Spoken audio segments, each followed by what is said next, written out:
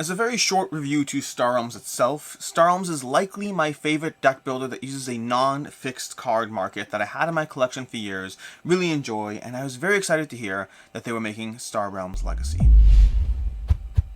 Hey, I'm Alex Radcliffe from Board Game Co., and this is my review of Star Realms Rise of an Empire, or first impressions more so than review. This is a prototype, link down below to the Kickstarter, you can check all that out.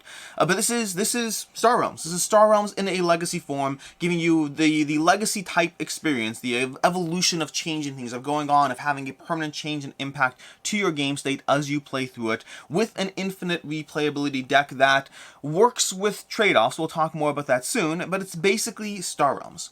This is going to be one of my more wishy-washy style reviews where I don't follow a specific structure, because the short version, I'll save you the whole entire time of the rest of this video, is the short version is, this is 90% Star Realms with the legacy of, with the DNA of a legacy experience thrown on top of it, where you are evolving the cards as you play through it in a way that I believe does enhance the experience and makes it better, as you feel a sense of continuity between your game states, and overall improves the experience, and then leaves you at the end with a theoretically infinitely replayable experience, not the way legacy games typically do. And if you like Star Realms, you'll probably like this. If you like Star Realms and legacy games, you'll probably like this. If you really don't like legacy games for some reason, then you probably should stick with regular Star Realms.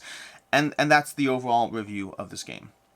That's really everything. The rest is going to be technicalities and details, but if you thought you would like this, you probably will. And if you thought you didn't need this, you probably don't. If you like Star Realms, I'm getting to the opinion way earlier than I normally do, but if you liked Star Realms Once Upon a Time and got rid of it because you played through it, this is probably something nice to pick up and give a shot. But if you never liked Star Realms, this is probably not worth picking up and giving a shot. There's a whole lot of stuff. Let's go into it. Let's talk about Star Realms. Let's talk about how the game plays, in general, how Star Realms plays, and then from there, let's dive into how Rise of an Empire mixes up the experience, and what my experience with the prototype has been so far. They only give you 4 games to go through, and then from there, you can theoretically infinitely replay it already. I haven't. I know how to. Let's talk about all of that. So, Star Realms. Star Realms is a deck building experience. It's a deck building experience in which you're going to have your own deck of cards. In general, Star Realms is 10 cards. In Star Realms Legacy, you'll start off as 11 cards, consisting of a bunch of standard basic cards you're going to use in order to buy more cards in the market and or attack your opponent, reducing their health.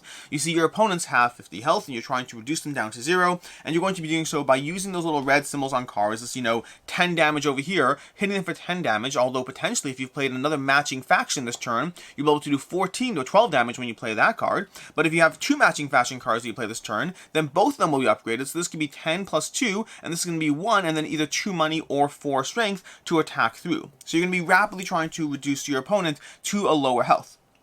From there, though, there are other things in play.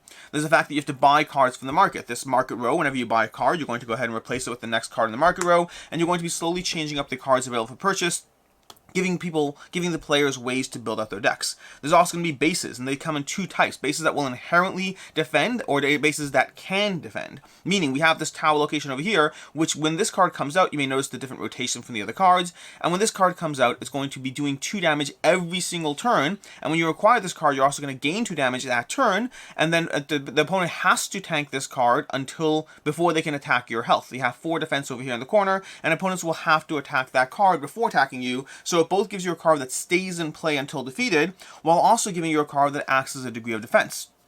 Those cards come in 2 types. You'll see over here, here's the other one over here. Here we have the other type of the card. Some of these cards operate as potential defense, meaning this card will give you the 2 money and 3 attack every turn, and your opponent can attack it. This card will give you the 2 defense, and your opponent has to attack it. So, in general, your opponents are motivated to attack your outposts and your various spaces because of the fact that they're giving you recurring benefits, but sometimes they have to, and sometimes they're simply motivated to, and that matters more and more as you approach endgame when you're trying to really reduce your opponent down to nothing and kill them. That's Star Realms. That's the base Star Realms experience. 4 unique factions in the base Star Realms, not this game over here. Base Star Realms has 4 unique factions, each one combining and pairing up, and so you're often building a deck ideally catered to one specific faction, so you get as many of those bonuses as you can, but the reality is you'll often be catering towards 2, with having some peripheral cards in there at the same time. Cards are good on their own, not just with their faction bonuses, but faction bonuses certainly help.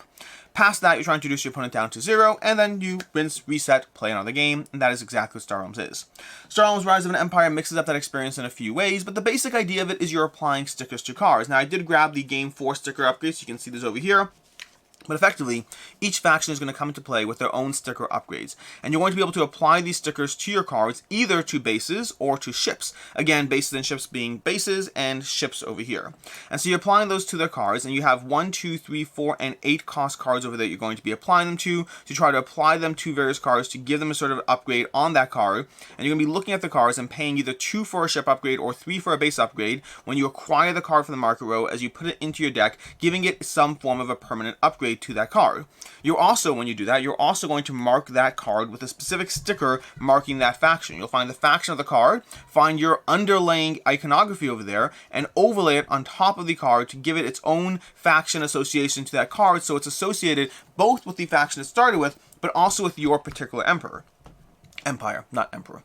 Past that, you also have specific goals as far as the various scenarios you're going through. The scenarios might give you alternate win conditions. So for example, this first scenario over here, the alternate win condition is the fact that if either player uses the last upgrade sticker of this game, they win immediately. So you have the option where you can try to take your opponent down, but you can also power through your upgrade stickers. And to be clear, last upgrade sticker means one from each side. You can't do both of these. You do either or, either or, either or, either or as you go through those, giving you one from each side as you try to go ahead and build up and upgrade your cards.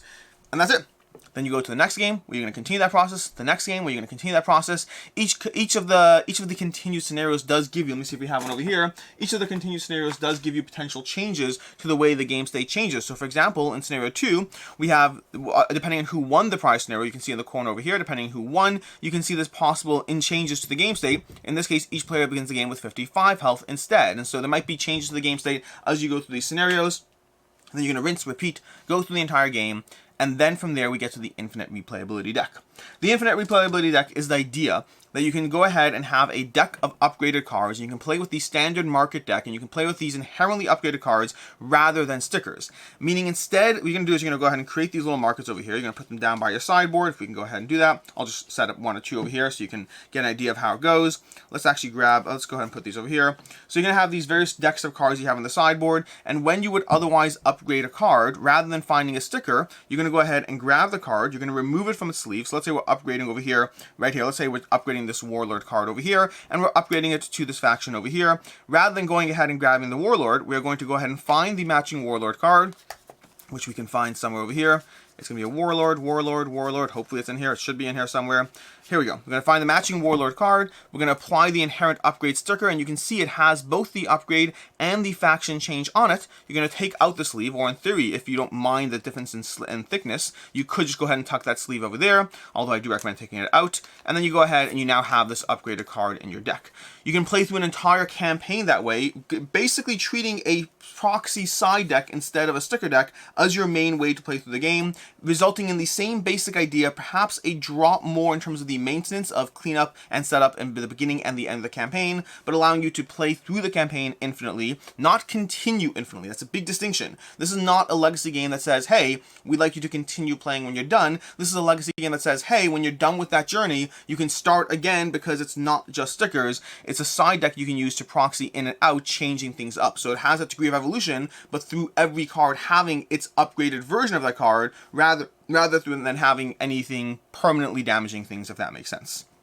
And that's the Infinite Replayability Kit. I have not played with the Infinite Replayability Kit. I understand exactly how it works, and I think it would do a fine job. You just have to be fine with the fact that there'll be some degree of extra maintenance of keeping track of the cards you've pulled out and proxying them back in and marking how you've used the stickers so you can progress through the campaign.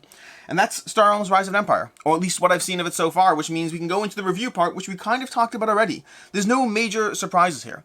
This is Star Realms. Star Realms is a great game. If you've ever played Star Realms, you already know that. Or if you've played Star Realms and don't like that, I genuinely wouldn't recommend this game. I don't think it changes up the core structure of what Star Realms is enough for me to say, you know what, if you didn't like Star Realms, you should still get this. I don't believe that. I don't think you should. If you like Star Realms, I think this is something that you might want in your collection. I think this will give you more of a Star Realms experience with what I like from Legacy, which is that degree of continued evolution, continued change, and continued investment into the thing you are already building. I personally like Star Realms, and I personally like Legacy games. That makes this an easy win for me. Anything else worthwhile I can say? I mean, again, that's what I'm saying. I said this is going to be an ambient review, and it is an ambient review. I like what this adds, or at least what I've seen of it so far. Granted, it's definitely first impressions. I'd want to see more of it. You can play through the entire 4 scenarios in hour and a half. There's not a ton of gameplay going on here. The nature of Star Realms is it's a whack. It's a quick, fast-moving game, and this continues that aspect of what Star Realms is giving. I'm curious to see how much more content there'll be, how much there is, but also, this also makes it a short campaign. This is the kind of thing, depending on how long the final thing is, this may be the kind of campaign that you can play through the entire game in several hours, and then reset and move to the next one, turning Star Realms from a quick 20-minute experience into a day-long experience that you can quickly cycle through, and then because of the infinite replayability deck, you can continue to cycle through and continue to approach that same experience going through that evolution. A mini campaign, almost more so than a legacy game, as it were. Overall, I recommend this. Star Realms is a game that I'd give a 4 to 5, and I don't think my rating would change for this one. This would also be a 4 to 5. I like what the legacy adds, but it's also not game-breaking. This is not an example of where you have... What's a game that went legacy? This is not an example of Pandemic versus Pandemic Legacy, where I think Pandemic Legacy drastically shifts up the Pandemic system, taking the core base, but adding significantly more to it. I think this adds a nice layer on top of Star Realms. I think it is a layer that I would recommend, but it's still 90% feels like Star Realms with an extra layer of investment and continuity towards that experience, one that I enjoy, like, and recommend. And if you like Star Realms, you probably should get this game. And that's where I'll end this one. As far as other game recommendations, if you're looking for other games, it depends what you're looking for. If you're looking for a deck-building legacy experience, Clank Legacy is going to give you that experience with a lot more shifting up to the core Clank experience. And if you're just looking for other deck builders, well, there's regular Star Realms, as well as Shards of Infinity, a game that has frequently, by myself and others, been compared to Star Realms and has a lot of overlap with the core experience. In any case, and until next time, I hope you found this video helpful. As always, I'm Alex Radcliffe from Board Game Co. Until next time, have a good one.